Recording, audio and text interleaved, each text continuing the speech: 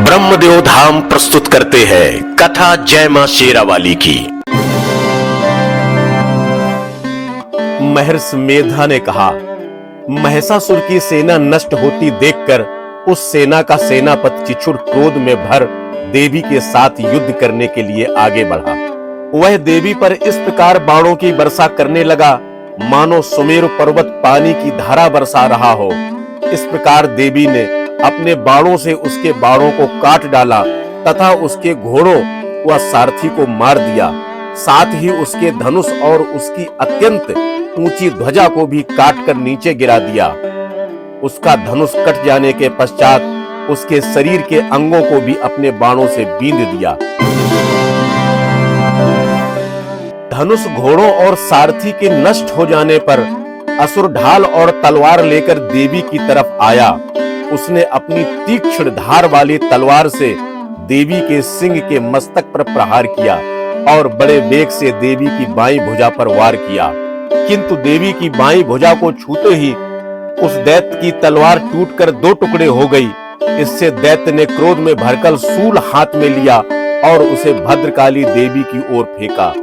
देवी की ओर आता हुआ वह शूल आकाश से गिरते हुए सूर्य के समान प्रज्वलित हो उठा। उस शूल को अपनी ओर आते हुए देख देवी ने शूल छोड़ा और महाअसुर के शूल के 100 टुकड़े कर दिए और साथ ही महाअसुर के प्राण भी हर लिए।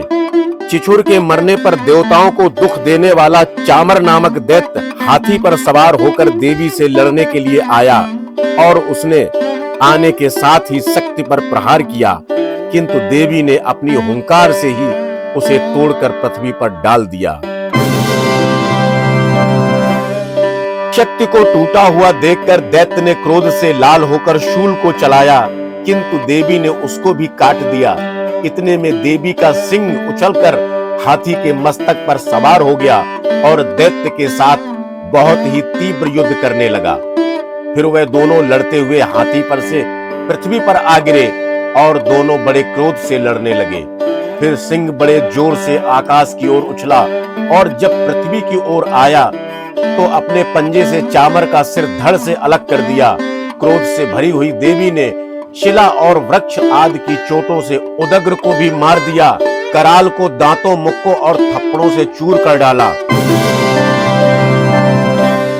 क्रुद्ध हुई देवी ने गदा के प्रहार से उद्दत दैत्य को मार गिराया। भिंदपाल से वाष्प कल को बाणों से ताम्र तथा अंधक को मौत के घाट उतार दिया। तीनों नेत्रों वाली परमेश्वरी ने त्रिशूल से उग्रास से उग्रवीर और महाहनु नामक राक्षसों को मार गिराया। उसने अपनी तलवार से विडाल नामक दैत्य का सिर काट डाला तथा अपने बाणों से दुर्धर और दुर्मुख राक्षसों को यमलोक पहुंचा दिया। इस प्रकार जब महिषासुर ने देखा कि देवी ने मेरी सेना को नष्ट कर दिया तो वह भैंसे का रूप धारण कर देवी के गणों को दुख देने लगा।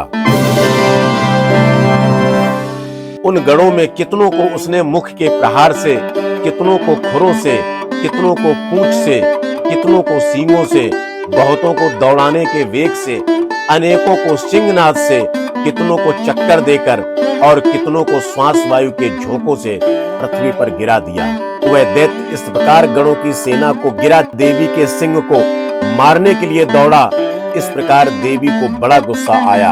उधर दैत्य भी क्रोध में भरकर धरती को खुरों से खोदने लगा तथा सींगों से पर्वतों को उखाड़कर धरती पर फेंकने लगा और मुख से शब्द करने लगा। महिषासुर के वेग से चक्कर देने के कारण पृथ्वी क्षुब्ध होकर फटने लगी। उसकी पूंछ से टकराकर समुद्र चारों ओर फैलने लगा।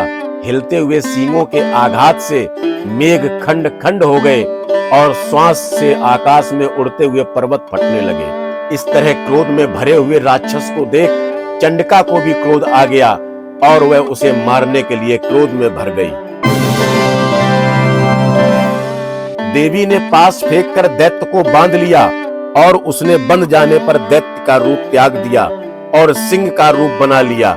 और ज्यों ही देवी उसका सिर काटने के लिए तैयार हुई कि उसने पुरुष का रूप बना लिया जो कि हाथ में तलवार लिए हुए था। देवी ने तुरंत ही अपने बाणों के साथ उस पुरुष को अपनी तलवार ढाल सहित बींध डाला। इसके पश्चात वह हाथी के रूप में दिखाई देने लगा और अपनी लंबी सूंड से देवी के सिंग को खींचने लगा और गरजने लगा। देवी ने अपनी तलवार से उसकी सूंड काट डाली। तब राक्षस ने एक बार फिर भैंसे का रूप धारण कर लिया और पहले की तरह चर अचर जीवों सहित समस्त त्रिलोकी को व्याकुल करने लगा। इसके पश्चात क्रोध में भरी हुई देवी बारंबार उत्तम मधु का पान करने लगी और लाल लाल नेत्र कर हंसने लगी। उधर बलवीर तथा मद से क्रुद्ध हुआ दैत्य भी गरजने लगा। अपने सींगों से देवी व पर्वतों को फेंकने लगा।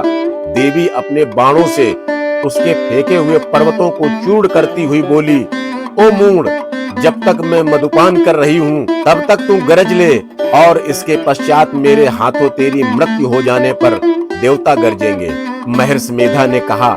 यूं कहकर देवी उछलकर उस दैत्य पर जा चढ़ी और उसको अपने पैर से दबाकर शूल से उसके गले पर आघात किया। देवी के पैर से दबने पर भी दैत्य अपने दूसरे रूप में अपने मुख से बाहर होने लगा। अभी वह आधा ही बाहर निकला था कि देवी ने अपने प्रभाव से उसे रोक दिया। जब वह आधा निकला हुआ ही दैत्य युद्ध करने लगा तो देवी ने अपनी तलवार से उसका सिर काट दिया। इसके पश्चात सारी राक्षस सेना हाहाकार करती हुई वहां से भाग खड़ी हुई और सब देवता अत्यंत प्रसन्न हुए तथा ऋषियों महर्षियों सहित देवी की स्तुति करने लगे। गंधर्व राज गान करने लगे तथा अप्सराएं नृत्य करने लगी। इस तरह से तीसरे अध्याय का समापन हुआ। जय मां शेरावाली की।